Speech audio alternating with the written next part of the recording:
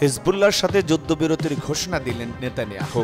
দীর্ঘ ১ বছরেরও বেশি সময়ে যুদ্ধের পর লেবাননের সশস্ত্র গোষ্ঠী হিজবুল্লাহর সঙ্গে যুদ্ধবিরতির ঘোষণা দিয়েছেন ইসরায়েলের প্রধানমন্ত্রী বেনিয়ামিন নেতানিয়াহু।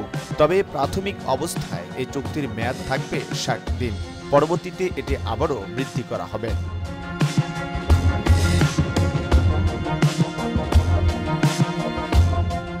মঙ্গলবার জাতির উদ্দেশ্যে দেওয়া এক ভাষণে এই ঘোষণা দেন তিনি। নেতানিয়াহু বলেন, যুদ্ধবিরতির চুক্তিটি পূর্ণাঙ্গ অনুমোদনের জন্য ইসরায়েলের পার্লামেন্টে উত্থাপন করা হবে।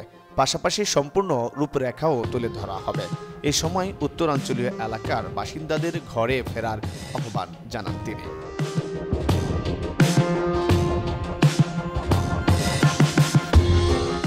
ভাষণে নেতানিয়াহুর দাবি করেন, হিজবুল্লাহর বর্তমানে আগের মতো শক্তিশালী নেই। ইসরায়েলি বাহিনী তাদেরকে কয়েক দশক পিছিয়ে দিয়েছে।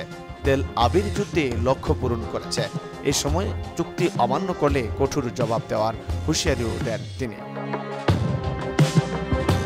প্রসঙ্গত, গত বছরের ৭ অক্টোবর হামাস ও ইসরায়েলের মধ্যে যুদ্ধ শুরু হয়। হামাসকে সহায়তায় এর পরের দিন ৮ অক্টোবর থেকে দখলদার ইসরায়েলের অবৈধ বসতি লক্ষ্য করে রকেট ছোড়া শুরু করে হিজবুল্লাহ। এর জবাবে ইসরায়েলও লেবাননে হামলা শুরু করে। তবে হিজবুল্লাহর যোদ্ধাদের সীমান্ত এলাকা থেকে পুরোপুরি সরিয়ে দিতে চলতি বছরের ২৬ সেপ্টেম্বর লেবাননে স্থল হামলা শুরু করে ইসরায়েলি বাহিনী।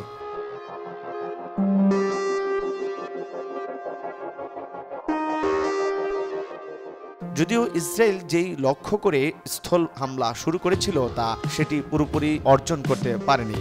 উল্টো সেখানে ব্যাপক ক্ষতির শিকার হয়েছে। তবে আকাশ শক্তি ব্যবহার করে লেবাননের রাজধানী বৈরুতে ব্যাপক ধ্বংসযজ্ঞ চালিয়েছে ইসরায়েল। তাদের হামলায় দেশটির ৩,০০০-এরও বেশি মানুষের মৃত্যু হয়েছে।